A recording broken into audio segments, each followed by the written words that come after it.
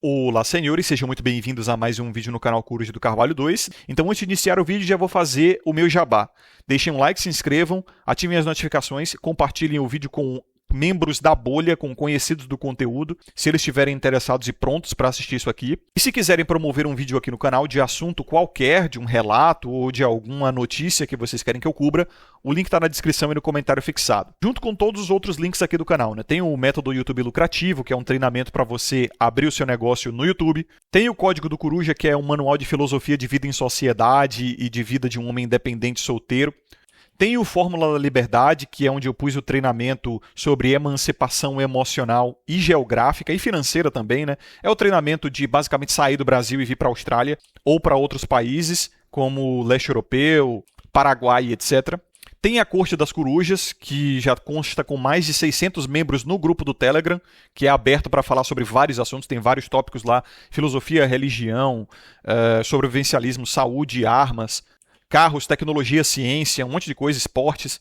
600 membros e ainda tem os outros 150, que na verdade são 750 no total, que não fazem parte do grupo do Telegram, mas só assistem os conteúdos privados, os vídeos antigos, mais pesados, os conteúdos que eu gravo semanalmente para lá, as lives exclusivas também que eu faço só com os membros da corte. Tá tudo lá, mais de 300 e tantos vídeos, tá, no total. Tem mais o quê? Tem o manual de sobrevivência vermelho, YouTube do zero, tem coisa pra cacete aí, tudo na descrição no fixado, beleza? Vamos continuar. A doação de hoje é do Di Giovanni e é sobre A Grande Mentira, aquele vídeo fenomenal do Raccoon, que está no comentário fixado deste vídeo, que é um vídeo que o Raccoon fez há vários anos atrás e foi repostado por algum ouvinte dele aqui no YouTube. O vídeo é fenomenal mesmo. E eis o que o Di Giovanni tem a dizer. Olá, Coruja. Outro dia vi um vídeo do Raccoon intitulado como A Grande Mentira. Diria que este vídeo foi um dos melhores que já vi junto com o vídeo O Fardo da Performance. Vou deixar esse O Fardo da Performance também no comentário fixado, tá repostado aqui no YouTube. Ainda é possível encontrar esses vídeos em alguns canais de backup pelo YouTube, para quem tiver curiosidade. Neste primeiro vídeo que citei, basicamente é dito que a nós homens é ensinado que mulheres são parceiras, aliadas de vida e que estão dispostas a crescer e construir junto conosco. Entre outras coisas. Porra nenhuma.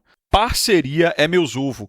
Quando crescemos e amadurecemos, vemos claramente que não é nada disso. O negócio com elas é absolutamente condicional, frágil e a nossa utilidade é constantemente reavaliada, como se estivéssemos em um eterno teste de merecimento da presença delas em nossas vidas, e que elas estão sempre dispostas a nos abandonar caso sintam que nós não servimos mais. O sentimento que fica é: que sociedade fela da puta. Me fez acreditar numa mentira escrota dessas e eu paguei muito caro por isso. Minha sugestão para o tema de vídeo é justamente essa: a grande mentira. Porque caralhos a sociedade como um todo insiste em colocar essa mentira na cabeça dos homens desde a sua juventude. Seria alguma estratégia reprodutiva? Ou um grande golpe da sociedade, porque nem eles querem acreditar que as coisas são tão amargas assim? É uma enganação consciente ou um surto coletivo? Que porra é essa? Por que não colocam as cartas na mesa? A verdade precisa ser de conhecimento de todes para que as decisões tomadas a partir disso sejam plenamente conscientes. O cara tem que saber que se ele quiser dormir de conchinha com pastel folheado e peludo, ele não poderá parar. Ele será testado constantemente e não existe porra de parceira nenhuma. É uma transação nojenta, escrota e absolutamente condicional. Absurdamente. Engraçado, ele usa umas palavras aqui como se ele fizesse investimento emocional. Eu não vejo essa negociação, essa transação, como nojenta e escrota. Se você tirar o véu da emoção, você começa a perceber que é uma transação como qualquer outra. É que nem comprar um produto no supermercado ou contratar um serviço na mão de um prestador de serviço. Isso não é nojento, não é escroto. A mentira que foi dita, na verdade, ela parte de uma cultura. Ninguém foi até você. Vamos ter exceções, talvez um tio boomer seu foi até você e falou isso e tal. te prometeu alguma coisa assim, alguém te prometeu, talvez um líder religioso, um pastor, um padre, mas ninguém realmente foi a você e garantiu que se você fosse um Miqueinha, você teria uma esposa honrada, submissa, virgem, de qualidade, feminina para você, tá? Isso, na verdade, foi uma doutrinação cultural que foi feita na cabeça dos homens através de uma cultura neorromântica, de comédias românticas em filmes, de um culto muito comum a mulheres, que isso tem dentro do protestantismo e dentro do catolicismo também. Eu acho que principalmente no catolicismo, né? Inclusive, por conta do vídeo anterior, alguns ouvintes vieram até mim e a gente tem conversado a respeito de questões teológicas, e aí a gente tem trocado ideia a respeito disso. Eu fiz críticas ao catolicismo, críticas assim fundamentais e tal. E como eu falei, eu posso ter falado merda, eu admito que eu posso ter falado merda e que eu tô estudando ainda. Eu não sou um guru, eu não sou um grande entendido, então eu tô ainda no processo. Mas eu percebo que, fundamentalmente, esse culto à mulher começou no catolicismo, mas tem também no protestantismo, tem bastante, tá? O feminismo, o culto à mulher, a ginolatria, como nós chamamos, é algo generalizado na sociedade que abarcou todas as esferas, cara. Todas as esferas da sociedade. Instituições públicas, privadas, religiosas, famílias, sabe? Tomou conta da porra toda. Bizarro. Então, são várias e várias questões que levam os homens a terem essa má percepção a respeito das relações com mulheres e das próprias mulheres em si, da natureza feminina em si. Primeiro, eles querem acreditar, é tipo Fox Mulder no Arquivo X, né? I want to believe. Eles querem acreditar. É o waifuísmo intrínseco de todo homem, esse desejo por algo ideal, que, ironicamente, você pode perceber, pelo menos eu percebo, que é a mesma propensão que o homem tem à espiritualidade. Por exemplo, se você é cristão, você precisa acreditar num mundo melhor, numa justiça perfeita, num ser onisciente e onipotente, né? Num paraíso. Isso parte de uma idealização, de uma abstração de um mundo prometido aos justos. Você percebe que isso também, o mesmo princípio parte para uma mulher ideal, né? O waifuísmo, inclusive, tem até a vertente do teo-waifuísmo, onde a gente junta a teologia, o cristianismo com o waifuísmo. Mas aí já é uma outra parada. E aí eu amarro isso com o fato de que os homens, historicamente, eles foram expostos a ambientes onde eles precisavam idealizar. Veja, por exemplo, profissões como ofícios, né? A própria profissão de Jesus Cristo, carpinteiro. Primeiro ele idealiza o móvel e depois ele fabrica o móvel. Então o homem ele trabalha na idealização. E Platão ele já dizia que na teoria dele existe um mundo perfeito do qual todas as ideias elas partem dali. E era dessa forma que ele explicava o porquê, segundo ele, né? Os artesãos gregos, os pintores, escultores, os marceneiros e tal, eles não conseguiam fazer exatamente aquilo que eles imaginavam, sabe? Por que, sei lá, vocês que desenham, por que vocês não conseguem desenhar exatamente aquilo que vocês imaginam? Porque, segundo Platão, tá, no mundo das ideias, essas ideias são perfeitas e aquilo que você bota no mundo real é sempre imperfeito. E aí surgiram doutrinas neoplatônicas, né? O neoplatonismo, que é inclusive herético, pelo que eu estudei, ao cristianismo. Porque isso é usado para explicar a gnose também, que é uma heresia, e várias outras coisas, sabe? Novamente, eu estou estudando ainda, eu reconheço a minha ignorância e talvez eu nunca seja capaz de ser um bom apologeta, para ser sincero. Mas eu estou usando isso para explicar justamente que o homem ele quer acreditar. Tem alguma coisa dentro dele, como diria Dostoiévski, né? Dentro do homem há um vazio do tamanho de Deus, que ele deseja essa idealização do perfeito. E ele tenta projetar isso na mulher por conta da união desse desejo com o desejo da carne, que é o da libido, né? A vontade de simplesmente se reproduzir, de transar. Então, primeiro, os homens eles querem acreditar. Segundo, vem uma cultura que também é fruto disso, porque outros homens que têm essa vontade de acreditar acabam criando filmes, séries, músicas, livros, né? Que tem essa influência da vontade de acreditar e da libido. Daí vira uma câmara de eco. Homens ressoando esse desejo e aí acabam influenciando as novas gerações. Os caras eles dão legitimidade a esse desejo do ideal que eles têm. Aí uma coisa influencia a outra, que influencia a outra, vira uma bola de neve e os malucos eles vivem nessa loucura da mulher ideal, da mulher parceira, da mulher comprometida, da mulher fiel, da mulher perfeita, feminina, auxiliadora, trabalhadora e não sei o que e tal. E, infelizmente, isso acaba virando uma lente de contato ilusória nos olhos deles. Eles não conseguem ver as mulheres pelo que elas são, pelo que elas apresentam. eles geralmente veem as mulheres cheios de expectativa. Aí vem o efeito Halo, o efeito Pigmalião, vários efeitos psicológicos estudados aí que confirmam esse fenômeno. Mas em suma, a sociedade não necessariamente mentiu ativamente para você. Ninguém foi até você e prometeu nada. Ninguém realmente falou, fez um compromisso e disse, cara, você vai ser recompensado com amor de verdade se você for um bom homem. Não, ninguém fez isso. Então tem que ter essa responsabilidade também, entendeu? Mas de fato, a cultura influenciou legal.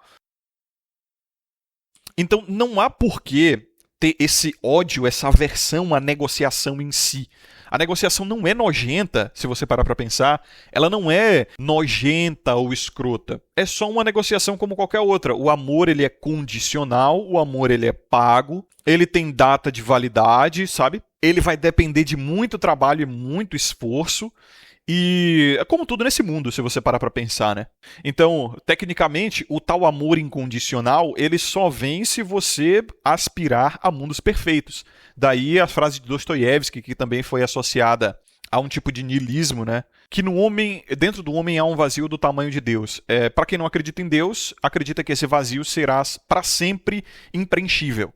Para quem acredita em Deus, esse vazio só será preenchido por Deus.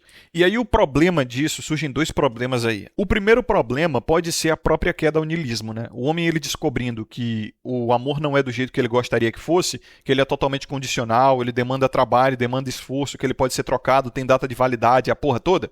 O cara, ele pode cair num niilismo e aí ele vê claramente a semelhança entre prostituição e o relacionamento comum. Porque o cara, ele olha para os relacionamentos atuais, não só os atuais, né? Isso desde as épocas bíblicas, o relacionamento, a mulher de qualidade, virtuosa, né? Rara como rubis, ela era difícil de encontrar. Então não tem essa de no passado era melhor, né? Porque uma coisa é a cultura a qual as mulheres elas estão inseridas e uma outra coisa é a natureza feminina. Então, eu gosto da analogia do leão de gaiola, né? O leão criado em cativeiro. Ele ainda é um leão, a natureza dele ainda é de predador e ele vai te churrascar se ele sentir à vontade. É por isso que tem vários ataques aí de animais selvagens a tratadores. Mas uma cultura consegue docilizar um animal selvagem. Então, uma cultura que controla melhor a sexualidade feminina consegue domesticar um leão, entendeu? Mas nem fudendo que eu teria um leão de estimação mesmo criado em cativeiro. Tá maluco, porra? Então, é o que eu tava dizendo, né? O cara, ele olha para o relacionamento moderno e aí ele vê a clara semelhança, para não dizer idêntico mesmo, à prostituição. Daí você vê muito essa ode a GPs dentro da comunidade, né? É muito comum que os caras, depois que eles consomem a Red, eles começam a ver os relacionamentos do jeito que eles realmente são, né? Como eu falei, eu até falei na live do Fúria ontem, que está na Corte das Corujas agora e também na área de membros dele. Eu sou um purista da Red Pill. Enquanto alguns lados vão dizer que a Red Pill é sobre se afastar de mulher e é sobre focar no desenvolvimento pessoal, pra mim isso aí é mercadológico, isso aí é Andrew Tate, essas porra assim, é Rolo Tomassi, sabe? É a galera do movimento da real. Não tem nada a ver com Red Pill puramente, pelo menos fundamentalmente. Outros vão dizer, como a narrativa mainstream, que é um movimento de homens que pregam superioridade masculina e etc. Nada. É tudo gente tentando manipular o termo, né, a nomenclatura, para encaixar dentro de alguma coisa que é mais conveniente para as narrativas deles. Se você é honesto e vai para o conceito puro da Red Pill, você vai pegar o filme Matrix, de onde surgiu essa nomenclatura, e lá você vai encontrar a analogia da pílula, ela sendo um processo, ela não é nada além de um processo, ou pelo menos um símbolo desse processo, de mudança de paradigma. O Neo, ele começa a ver um mundo completamente diferente, ele começa a mudar de vida, ele vê que existem coisas muito além daquilo que ele acreditava e do mundo que ele tinha visto dentro da Matrix. Ou seja, a pílula vermelha, ela é um símbolo desse processo. Então, a pílula, ela é como se fosse um ritual de iniciação ali, né? Quando o Morpheus está ali sentado com o Neo naquela salinha. E se você pega o conceito puro do filme, não tem nada, absolutamente nada a ver com mulher. Não tem nem mulher na cena.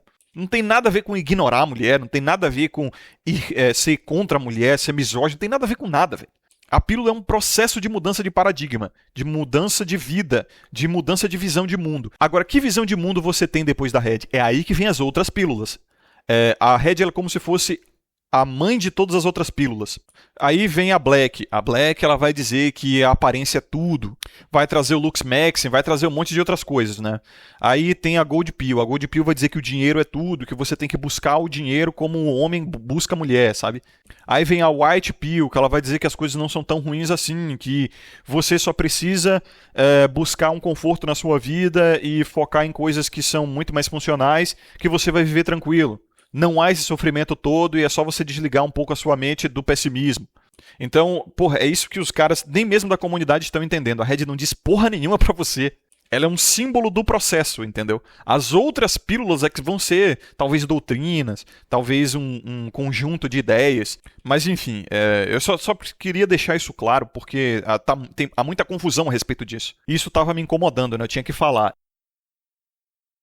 Então, a questão, voltando ali à questão dos caras que eles fazem odes a GP, é justamente por conta dessa percepção de que, cara, namorinho, casamento, é um relacionamento transacional igual. Pelo menos, como diria Nelson Rodrigues, a prostituição é mais honesta, né? Não só Nelson Rodrigues, a própria Esther Vilar falou sobre isso aí, uma mulher, né? E se o cara ele não vai para esse niilismo, ele vai para o extremo oposto, que seria a idealização do casamento cristão. Perceba como os dois extremos têm problemas. Se o cara na prostituição ele assumiu o extremo da obviedade da transação, da condição e do tempo determinado, do determinismo do contrato ali, ele bota aquilo nu e cru em cima da mesa e ele fala, essa é a negociação que eu vou fazer. No casamento cristão, aí o negócio é para a vida toda. Não tem absolutamente nenhuma opção, na teoria, né, de divórcio. No caso de adultério, tem a lei de Moisés, né? A lei de Moisés já fala sobre, né, churrascamento, mas isso aí é Velho Testamento. No Novo Testamento, o próprio Jesus fala que ali ele permite o divórcio. Ele mesmo fala, né, eu sou a lei, ou seja, ele cumpriu toda a lei de Moisés, um a um, e aí ele instaurou uma nova, né? Aí tem o Novo Testamento, a Nova Aliança e tudo mais.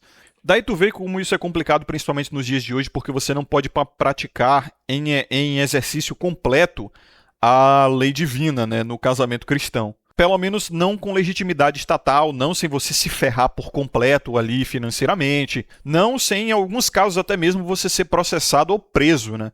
E é por isso que eu vejo que muitas pessoas, na verdade a maioria, tem buscado o caminho do meio. Nem casa, não vai para esse extremo, e também não vai para o extremo da prostituição, pelo menos não preferivelmente. Então os caras eles ficam ali no leitado de ghost, na monogamia em série, vai levando até onde dá, fica naquele tempo ótimo dos relacionamentos, que é o quê? De 3 a 6 meses atualmente, já foi 1 ano a 2, né? Já foi 3 a 5, aí foi diminuindo. Em especial por conta do aumento da hipergamia, em especial por conta do advento das redes sociais e do aumento da competição entre homens, do aumento de oferta de homens às mulheres. Hoje elas têm muito mais opções, se entediam muito mais fácil, trocam de homem como trocam de calcinha, promiscuidade também aumentou, enfim, várias questões. Hoje o relacionamento, o tempo ótimo dele é de 3 a 6 meses, raríssimos casos 1 ano. Depois disso já começa a surgir problema, já começa a surgir de teste, pelo que eu vejo dos caras, né, eles relatam. Também, das vezes que eu me relacionei antes de me tornar Volcel, eu percebi que já era isso aí naquela época. Talvez vocês aí que ainda estejam no mercado possam relatar uma diminuição ainda maior desse tempo ótimo. Então elas já começam a criar problemas ali, a começar a exigir coisas e a mudar as regras do relacionamento sem consultar o parceiro, como o Raccoon ele falou no vídeo Fardo da Performance. E aí os homens eles vão recuando trincheiras para sobreviver e para tentar tirar um pouquinho dos frutos que nascem nessas trincheiras, né? Então, a trincheira do casamento, da paternidade, praticamente não existe mais. Só maluco tá entrando nessa porra aí, que é uma fossa séptica, né? Fizeram que nem nas guerras mundiais, ficavam jogando água com merda nas trincheiras pra virar fossa séptica, jogavam ratos, a porra toda. Aí os caras recuam pra trincheiras anteriores. Aí os caras eles já não coabitam mais, coabitar já tá dando problema. Se relacionar com mãe solteira também, que geralmente eram mais fáceis porque eram mais desesperadas, não tinham homem e tal, era só dar um Danone pro moleque, fingir que gosta do moleque que dava pra comer legal, já não dá mais. Pensão socioafetiva, muitas delas malucas da cabeça aí, porque, porra, uma mulher que nem o pai do filho quis, imagine, não conseguiu segurar o pai do filho dela. É uma mulher insalubre, né? Aí os caras, eles estão nessa daí, do leitado e gosto. Agora, parece que nem namorar mais os caras querem, entendeu? Fidelidade já, porra, já tá uma merda. E pra mim isso sempre foi o natural, tá ligado? Eu acho que o homem, tradicionalmente, ele sempre quis o mínimo de compromisso possível. Pelo menos os homens que realmente interessam as mulheres e que elas costumam se sentir atraídas, né? O Miqueinha ou Betinha que quer fidelidade, ele geralmente costuma ser o cara que vai com muita sede ao pote e a mulher ela já remove o pote ali. Ela já vê fraqueza nele por ele ser muito sedento, sabe? A mulher ela gosta de desafio, ela gosta de viver uma aventura, então ela vai pra cima do cara que não quer nada com ela geralmente. Aquela coisa de domar o homem indomável, né?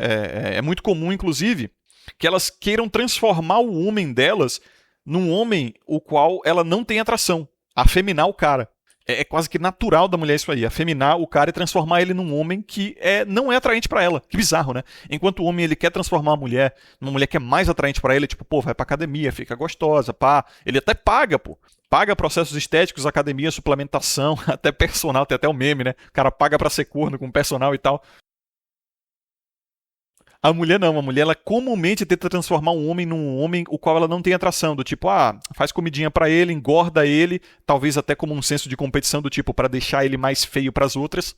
Só que ela não percebe, talvez perceba conscientemente ou não, mas parece que ela não percebe que ela também está fazendo esse cara ficar feio para ela, né? E aí já vem aquela coisa do não gostar mais, não querer mais dar pro cara. Os cheat tests eles são assim, velho. Aí ela pede pro cara ele ser mais gentil, não seja tão intransigente assim, você não tá sendo romântico e não sei o quê. Aí o cara começa a se comportar assim, ela perde o interesse, porque não é isso que ela quer. Quer dizer, é o que ela quer, mas não é o que ela deseja. Então é por isso que muito cara tirado a machão fica dizendo, não, pra você lidar com o cheat test é só você se manter firme, ser homem e manter os pés no chão e não ceder aos cheat tests dela, tipo nessa Han Alita, né? A questão pra mim, beleza, isso até pode funcionar, mas a questão pra mim é que quebra o lúdico pra cacete, cara. Tipo, eu consigo não ceder aos cheat tests femininos, mas só de você ver ali uma mulher que, porra, é pra estar do teu lado, uma mulher parceira, que ela fica te testando, sabe, te forçando a cair, porra, isso não é parceria, tá ligado? Porque o homem ele entende como amizade, como parceria, alguém que te eleva, alguém que te quer botar pra cima. Ela não, ela fica te cutucando, a mulher ela fica te cutucando e fazendo cheat test pra ver se você vai cair, pra ver se você vai ser fraco, sabe? Porra, isso pra mim não é parceria, isso pra mim é coisa de inimigo, pô. É por isso que eu digo, tem um monte de cara que ele acredita que, assim, mulher pode vir de qualquer jeito, né? Que o homem ele tem que controlar a mulher pra fazer ela se comportar de certa forma que seja mais funcional pra ele e pro relacionamento. Só que esse aí é arrogância, isso é arrogância fatal, cara. O cara é muito arrogante pra achar que ele pode estar no controle o tempo todo. E beleza, o cara ele pode até saber navegar sobre os cheat tests femininos e não cair em nenhum deles. Mas, porra, é isso que você quer da mulher que tá do teu lado mesmo? E o pior é que elas não fazem isso. Quer dizer, elas têm consciência, elas têm responsabilidade, elas têm deliberação quando fazem isso. Mas é mais forte do que elas, é incontrolável. Elas não conseguem não fazer este teste. A piroca é toda essa. E, porra, eu até pergunto a vocês, né? Porque é uma coisa que eu me perguntei, porra, é isso que eu quero de uma mulher? Nem que seja assim, não tô namorando nem nada, mas é a guria que é minha ficante. Porra, é isso que eu quero de uma guria que eu quero ter prazer do lado dela, né? Estar perto dela tem que ser divertido. Porra, é isso que eu quero ficar me cutucando, me enchendo o saco. Porque assim, se fosse um homem, um amigo fazendo isso, qualquer homem em sã consciência ia meter o pé, tá ligado? Não ia nem mais falar com o cara. Já quando é uma mulher, aí o maluco vem com golpe, né? Do tipo, não, mas aí você tem que controlar, você tem que ser assim, você tem que ser assado. Isso é carência, cara. Isso é carência, porque se for um homem fazendo isso e você continua sendo amigo daquele cara, todo mundo vai dizer que você é um carente. Mas quando é mulher, a sociedade diz, não, mas aí você tem que controlar, você tem que manter o frame, você tem que isso e aquilo. Porra nenhuma, pra mim eu trato igual. Vai ficar fazendo picuinha, pirraça, teste, porra, tanto homem quanto mulher eu vou me afastar, tá ligado? É foda, cara, é foda. Por isso que eu digo, depois que você consome a Red, você começa a ver as mulheres do jeito que elas são, você aprende coisas sobre elas, não dá mais pra se apaixonar, entendeu? Não dá pra entrar num relacionamento e olhar pra elas e ver pureza, feminilidade, ou coisas tradicionais femininas, né? Doçura, ternura, inocência, sabe? Aquela coisa cativante, fascinante mesmo do feminino tradicional, pelo menos do feminino ideal. Elas não têm isso. Quando você começa a vê-las de verdade, elas não têm isso. Isso é coisa da cabeça, é do mundo das ideias de Platão, é coisa da cabeça do homem, porra. É o waifuísmo que eu digo, né? Como diria Salomão, é só vaidade. É assim, é só desejo. E eu não tô demonizando isso, tá? Mas porque o homem também tem isso. São desejos mesquinhos, egoístas, e vontades de poder, sabe? São vontades de dominação, de poder e de angariação de recursos. E isso quebra aquele lúdico, entendeu? No cristianismo, por exemplo, isso vai ser explicado através do pecado. O pecado original que corrompeu toda a humanidade e tal. Então não dá para se apaixonar, dá para amá-las da forma cristã, do tipo, elas, piedade pelo pecado, porque não é culpa delas, vem do pecado original, não sei o quê. Eles não sabem o que fazem, né? Como Jesus disse na cruz. Dá para amá-las dessa forma. Mas se você tem essa plena consciência, se você é são da cabeça, se apaixonar, ser românticozinho, não dá.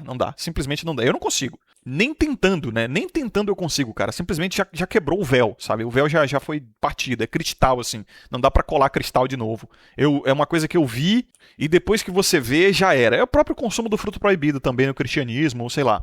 É que nem ver a sua namorada cagando ou peidando, né? Você já viu? Pois é, quebra ali a parada toda da pureza. Inclusive, os homens têm essa questão também. Eu acho que isso se associa muito a essa divinização idealista do feminino. Quando o cara vê a namorada soltando um barrão, daqueles fedorentos mesmo no banheiro, ou aquele peidão estridente, porra, que dá até pra ver o verde subindo, que, porra, chega a mexer as paredes do cômodo, o lúdico, né, aquela questão da pureza se quebra.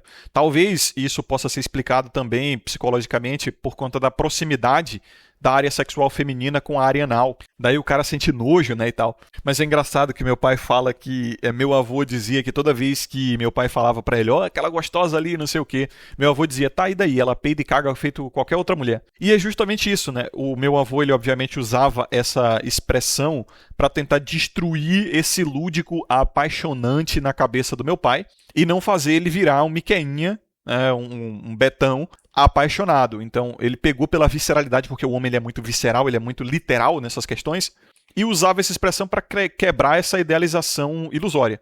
E é isso, cara. Na prática, assim, no literal, para mim, todas elas estão cagadas, entendeu? Porque assim, eu sei coisas sobre elas que nem elas sabem sobre si mesmas, entendeu? É que nem aquele ditado, o pescador conhece mais de peixe do que o próprio peixe conhece de si mesmo. Então, teve até uma postagem que eu fiz na comunidade de uma mulher que veio no grupo não, na seção de comentários de um dos meus vídeos, dizendo bem assim, eu acredito que o Coruja um dia vai se apaixonar e ele vai se casar e vai ser o maior mequeinha de todos. Eu já ouvi isso algumas vezes, até das próprias mulheres da minha família. Acho que minha mãe já me falou isso uma vez. Mas isso costuma vir das mulheres, justamente, foi até o que eu coloquei no post. Eu postei esse comentário dela e falei, cara, isso parte de um egocentrismo feminino. Elas acreditam piamente que elas, como coletivo, são irresistíveis. E isso tem a ver, principalmente, com o fato de um viés de confirmação. Os homens, eles dão essa informação para elas. E elas se enviesam realmente. Então, essas mulheres, elas já tiveram relacionamentos onde homens fariam tudo por elas, ou já viram homens assim, fazendo isso por amigas ou conhecidas. Já também disse, os romances femininos não têm provas de amor por parte delas, nunca. É sempre o homem fazendo algo por elas e provando o amor deles por elas. Os romances femininos são egocêntricos, são narcisistas. As mulheres, culturalmente, não é de agora, tá? Elas são ensinadas a não fazerem nada e serem amadas pelo que são. Elas não são ensinadas, isso não é de agora, a servirem aos homens, a provar o seu amor aos homens. Elas são ensinadas a esperar provas de amor dos homens. Elas não são ensinadas a oferecer nada. Até porque o que o homem quer, especialmente de uma mulher, é algo que já nasce com ela. A mulher não precisa trabalhar para ser amada de fato, como o homem ele precisa trabalhar para ser amado.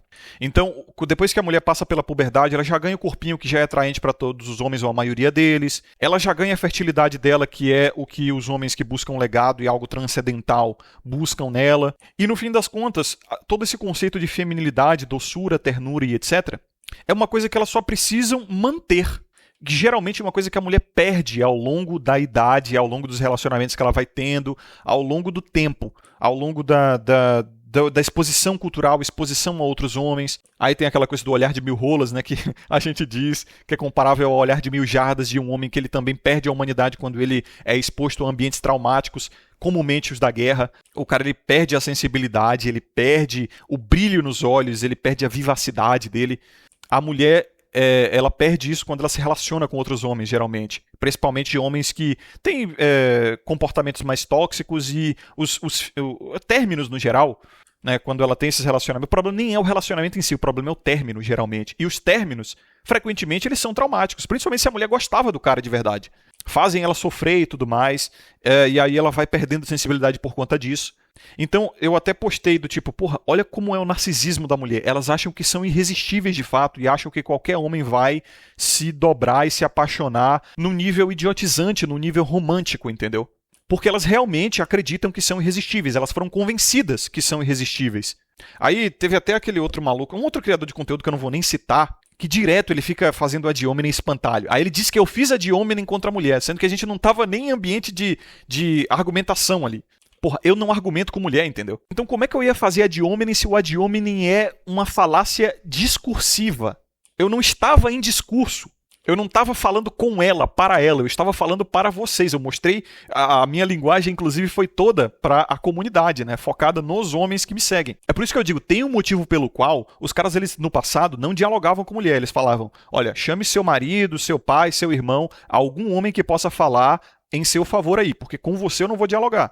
Isso faz parte do protocolo Deixe-as em Paz, né? Mas não dessa forma. Se você tentar dar uma de coronel jesuíno dessa forma, tu vai se fuder, né? Tu tem que, obviamente, ir na maciota, não levar ela a sério, mas concordar, legitimar ela socialmente, senão você cai como um discriminador sexual aí. E ainda tem que tomar cuidado com um homem que é controlado por mulher também, né? Um casadinho médio, geração X, é muito comum que seja assim, boomer, especial geração X, né? Esses caras que chamam a mulher de patroa, você sabe que você no fim das contas nem tá conversando com ele, tá conversando com ela. Então foi o que eu disse, essa coisa de você se apaixonar e romancezinho e tal, é insustentável se você tem um cérebro, meio cérebro pra pensar, não precisa nem um inteiro. Porque o homem é o único verdadeiro romântico, a mulher não é romântica, a mulher ela vive dos recursos e dos frutos do romance do homem. Ou seja, você está sozinho nesse jogo. Se você quer amar romanticamente, saiba que você está sozinho nesse jogo. Você dá e não recebe. O máximo que você vai receber, e é o máximo que a mulher consegue dar, e é por isso que está dentro do casamento cristão, é a submissão, é o respeito, são coisas passivas. Ativamente a mulher não consegue amar romanticamente. Nem se quisesse, se pá, ela conseguiria. É por isso que o homem, tem muito homem por aí que fica maravilhado quando a mulher faz o mínimo para ele, né? E o engraçado é que as próprias mulheres, elas também dizem isso. Que tem homem que faz o mínimo e tem mulheres que se ajoelham perante esse homem em adoração. Só que o conceito de mínimo para elas é muito diferente do conceito de mínimo para os homens, tá? Lembrem-se, homens e mulheres não falam a mesma língua. É por isso que eu digo que não dá para levar elas a sério. Não dá para dialogar de fato com mulher, tá? Já falei, isso não é uma questão de discriminação sexual. Como eu postei na aba comunidade também, elas são cidadãs, sim, elas têm a sua legitimidade social. Você dá isso a elas, essa legitimidade social, você sorri a cena e fala, você tem razão e tal, esse tipo de coisa, como uma cortesia. É uma cortesia, entendeu? É um tipo de respeito, assim, é cidadania pura. Você não vai humilhar ela e falar, sai daqui, eu não quero falar com você. Chama seu pai, seu marido, seu irmão, alguém aí, porque sua palavra não vale de nada. Não, você vai tratar com respeito por cortesia social. Mas, no fundo, você sabe que o que ela está falando é uma língua completamente diferente, a qual você não entende, e a língua que você fala é uma língua que ela não entende. Então você sorri e acena. O protocolo Deixe-as em Paz é a respeito disso, tá?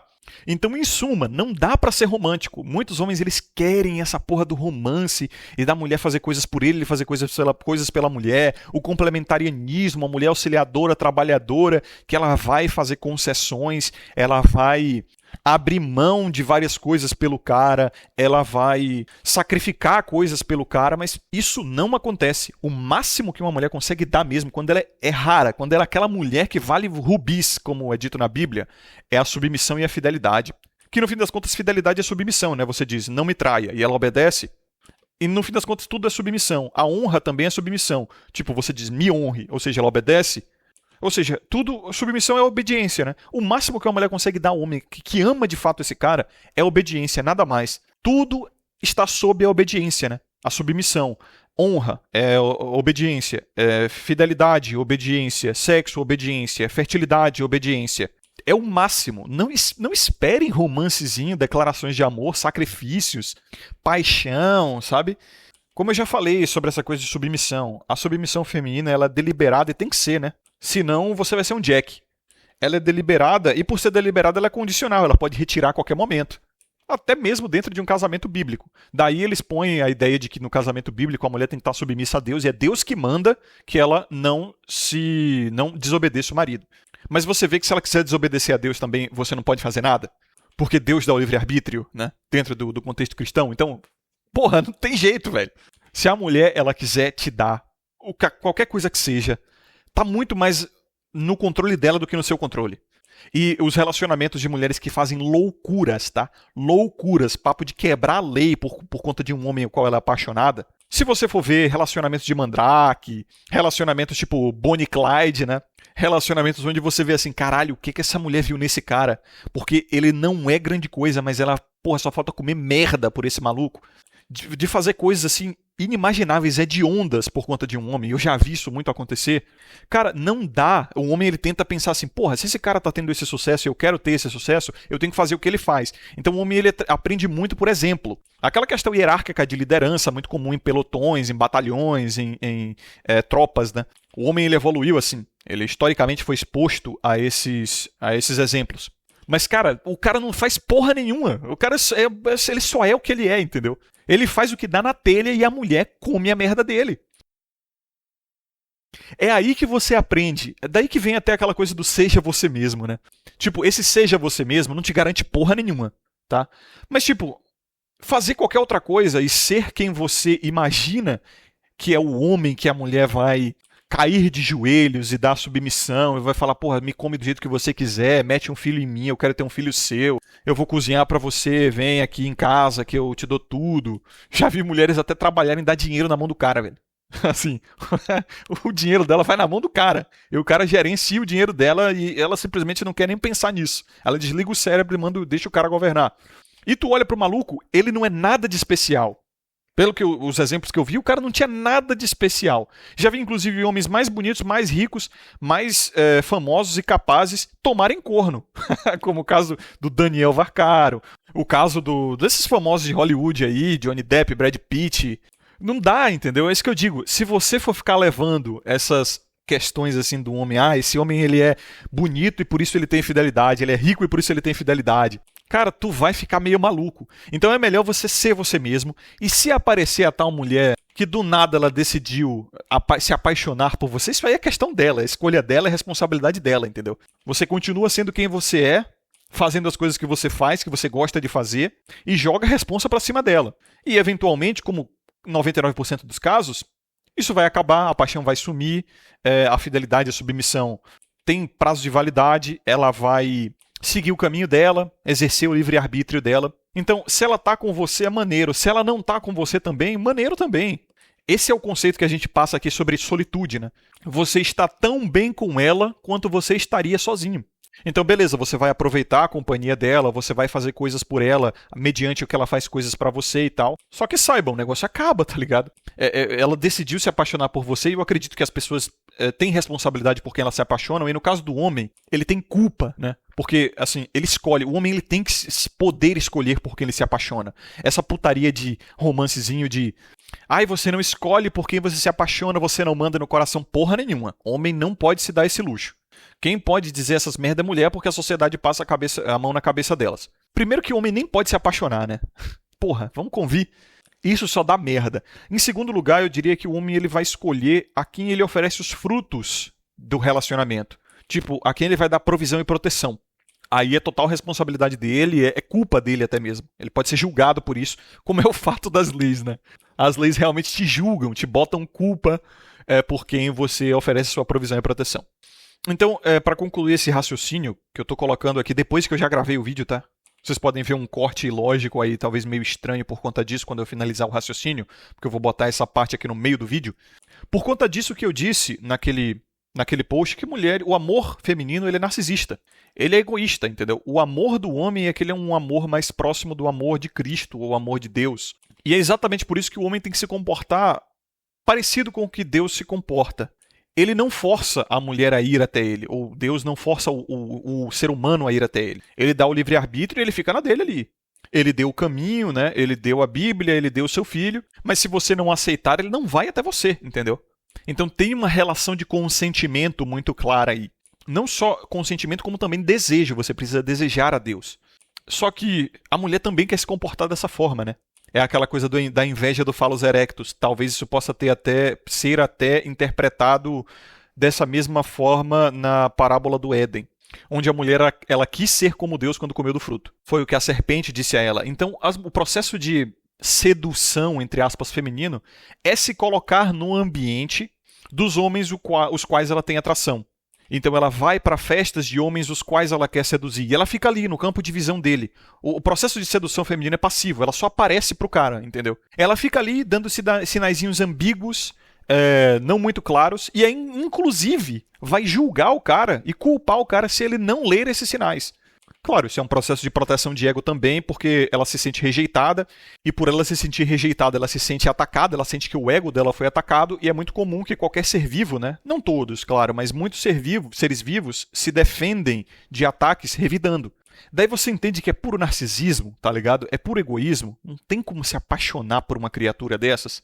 Se você olha dessa forma, você não vê motivo pra encontrar pureza, coisas que são apaixonantes para o homem, pureza, doçura, ternura. É por isso que quando mulheres fazem o mínimo, os caras se apaixonam por completo. Eles não estão acostumados a serem realmente amados, né? E aí eles confundem frequentemente paixão com amor. Aí ele, porra, quem nunca comeu um doce, como diz o ditado, né? Quem nunca comeu melado quando come se lambuza. Que nem aquele vídeo é meio satânico, na minha opinião. Parece lindo, mas é meio satânico. Aquele vídeo do pai que ele dá pela primeira vez um sorvete pro filho recém-nascido dele. E aí parece fofinho, porque quando o guri ele sente o gosto doce, ele voa no sorvete como se fosse uma fera, tá ligado? Como se fosse um leão numa carne depois de passar semanas sem comer. Caralho! Parece lindo, fofinho, a criança fazendo isso e tal, bonitinho, todo mundo dá risada, todo mundo nos comentários rindo. Mas, cara, ele tá viciando o filho dele em açúcar. Porque aquele tipo de comportamento não é natural. O guri não estava com fome para agir daquela forma. Ele simplesmente sentiu o gosto do açúcar e o cérebro dele se viciou muito parecido. Tem pesquisas que mostram isso, que é muito parecido. Não é igual, mas é muito parecido com o vício em cocaína, velho. Então, um homem que ele nunca foi genuinamente amado na vida, meu irmão, quando ele recebe um mínimo de carinho, ele voa no sorvete, né? Vai ao pote, sedento, igual aquela criança. E aí, quando a mulher percebe que ele precisa mais dela emocionalmente do que ela precisa dele, a mulher, assim, quando um homem ama mais do que ela ama, ela percebe que esse homem já não tem valor, porque ele já foi domado, porque ele já foi aparelhado, sabe? Os recursos dele já podem fluir a ela, sem ela precisar oferecer algo a ele. Porque um homem apaixonado, ele dá carona, ele dá presentes, ele dá mimos, ele dá atenção, sem precisar dos recursos dela, que seria sexo, companhia, afetividade, fertilidade e tal. Então é uma mera gestão de recursos, entendeu? É pragmático pra cacete, é gestão de recursos. Ela pensa, por que eu vou dar alguma coisa a esse homem? Isso acontece num âmbito emocional dela, tá? Por que eu vou dar a esse homem algo que não é necessário para manter os recursos dele surgindo, fluindo pra mim? Por que você vai pagar um jardineiro que decidiu cuidar do seu jardim de graça, entendeu? Tipo, tem um filme que o cara ele começa a cuidar do jardim de uma mulher porque ele gosta. Porque ele viu o jardim dela e achou muito bonito. E aí depois tem umas conspirações a respeito do porquê ele faz isso, esqueci o nome do filme. E aí ela se oferece, primeiro ela fala, não vá pro meu jardim, eu não confio em você, vá embora, eu não quero seu serviço. Depois ela se oferece pra pagar e o cara recusa. Então por que você vai pagar alguém que tá fazendo serviço de graça? É isso que elas pensam, emocionalmente. Tudo acontece no inconsciente, no âmbito emocional pra elas. Por isso que eu digo que mulheres e homens falam línguas completamente diferentes, cara. Avessas até em alguns casos. A mulher costuma sentir e depois pensar. Ela usa o pensamento como uma justificativa para suas emoções. Tem muito homem que se comporta assim também, isso é crescente, tá? Homens estão se comportando mais como mulheres. Eles primeiro sentem e depois pensam. Mas o homem de verdade, por isso que tem esse conceito de homem de verdade, né? Homem com H, pelo menos o homem ideal, ele deveria pensar, concatenar, raciocinar em relação ao assunto em questão e dali ele deve tirar as emoções dele. Por exemplo, esse caso aí da criança, né, que eu expliquei que estava lá, que teve o primeiro contato com um picolé, um sorvete, sei lá. Se você sente e depois pensa, você vai sentir, é bonitinho, é fofinho, vai dar risada, kkkk, e vai comentar ali alguma coisa que você vai concatenar, né? É lindo, é bonito, que legal. Se você pensa e depois sente, aí você primeiro vê que a criança está sendo viciada, que aquele comportamento ali é um comportamento que não é tão admirável assim. Você consegue ver a fofura no vídeo, mas Você já vê, já consegue pensar ali em uma consequência que as outras pessoas não viram, porque elas sentiram antes de pensar, você pensou antes de sentir. Então primeiro você pensa e daí vem a sensação. Qual é a sensação que você tem? Uma sensação de desapontamento, uma sensação de que aquilo não é o certo, não é o ideal. É por isso que pessoas que pensam antes de sentir costumam ser vistas como amargas, pessimistas, negativas, porque elas conseguem ver o problema onde as outras pessoas só sentiram, sabe, alguma coisa. E quando você traz argumentos e lógica, quando as pessoas elas só querem sentir, elas só querem ver a fofura, elas só querem ver as coisas boas e tal, você é meio que o bad vibes da parada, entendeu? Você é o cara chato da festa. É por isso que os homens da Red Pill geralmente são vistos como os caras chatos da festa e estão querendo ser criminalizados, porque eles veem problemas onde as pessoas só estão sentindo emoções e coisas lindas e beleza. E isso é muito comum de homens que têm a visão da Red sobre as mulheres. O homem médio, beta médio, que é no fim das contas o cara que passa essas porra dessas leis aí, porque quem votou mais foi homem, é só você ver e foi unânime, né? Inclusive o Flávio Bolsonaro, eu falei Eduardo aí nos últimos vídeos, pra vocês verem que eu nem ligo muito pra essas porras, eu nem procuro muito saber, eu só falo a respeito do que eu penso, que eu vejo, o que eu acho e dane-se, né? Até porque eu nem tô no Brasil, eu nem quero muito saber o que tá rolando aí. Mas esses homens, eles sentem e não querem pensar. E os caras da Red, eles são chatos da festa porque eles pensam antes de sentir. E tu tá quebrando a vibe. Você, Red Pilado, Red Pilson médio, você quebra a vibe. É por isso que a Mask Pill é importante, é por isso que o protocolo Deixes em Paz é importante. Não quebra a vibe da galera. E puta que pariu, agora que eu vi. Cara, eu gravei o vídeo, ficou com 24 minutos. Eu fiz essa adição aqui de pensamentos e dobrou o tamanho do vídeo.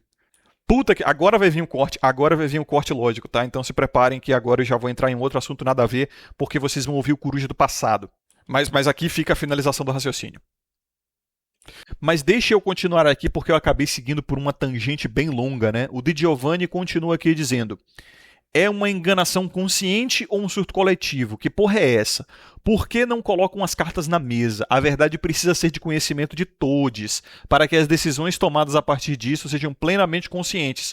O cara tem que saber que se ele quiser dormir de conchinha com um pastel folhado peludo, ele não poderá parar, ele será testado constantemente e não existe porra nenhuma de parceria. É uma transação nojenta, escrota e absurdamente condicional. Se homens entrassem no jogo sabendo disso, colaboraria muito para a nossa saúde mental e para uma redução drástica no índice de auto-churrascamento masculino, visto que, com certeza, grande parte dos números de churrascamento masculino está ligado a esse assunto afetivo e emocional.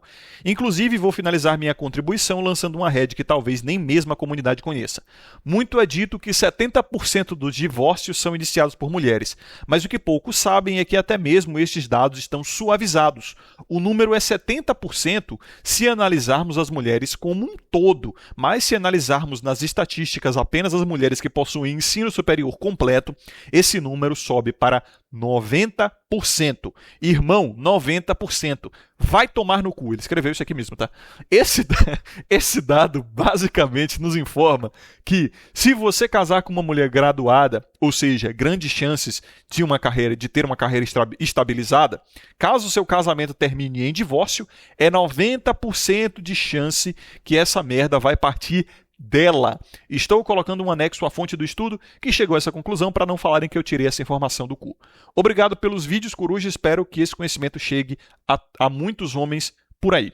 E de Giovanni, muito obrigado. Ele não mandou o link do estudo, ele mandou uma imagem aqui, ele perguntou para a IA sobre o estudo, e o estudo foi do Michael J. Rosenfeld, da Universidade de Stanford. Foi publicado em 2015 e foi apresentado pela American Sociological Association, ou a ASA. Eu vou procurar essa zorra e deixar no fixado para vocês, certo? Ah, cara, quer saber de uma coisa? Eu vou deixar esse vídeo por aqui mesmo. Vou fazer uma promoção só nesse vídeo, porque eu faço vídeo de uma hora e pouca, e aí eu acabo me exaurindo demais, sabe? O vídeo não me dá trabalho de fazer, é que me dá um pouco de exaustão intelectual sobre o assunto, entendeu? Eu não quero mais falar sobre assuntos da machosfera quando eu passo 1h30 falando a respeito. Aí eu preciso de, sei lá, 2, 3 dias para me recuperar. Então, se eu falar uns 20, 30 minutos, eu consigo me recuperar já no dia seguinte. Aí eu consigo lançar um outro vídeo de 20, 30 minutos, entendeu? Tomar no cu também, vocês não têm vida, né? Vocês querem assistir essa porra por 40, 50... minutos, 1 hora, 1 hora e 20. E o mais engraçado é que, claro, muitos de vocês assistem 2x de velocidade, mas segundo os analytics do YouTube, vocês assistem em média 18 a 20 minutos ininterruptos por vez.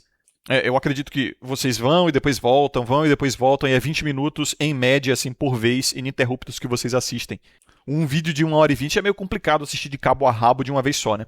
Mas enfim, fica por aí mesmo, depois eu faço as outras doações que vão ser as próximas aí, que é a do Comedian do Ace Pretty Boy, tá? Ficou estranho, não ficou? Ficou estranhão, porque agora eu tô gravando, depois de gravar aquela parte lá, cara, meus vídeos são uma coxa de retalhos e eu tento botar eles assim de uma forma lógica quando eu edito, mas são muitos pensamentos que pipocam na minha mente a todo momento e aí eu tenho que botar ele numa parte, em outra. Então ficou estranho porque eu disse que esse vídeo ficou curto, mas na verdade ele ficou com a média de vídeo longo do canal mesmo.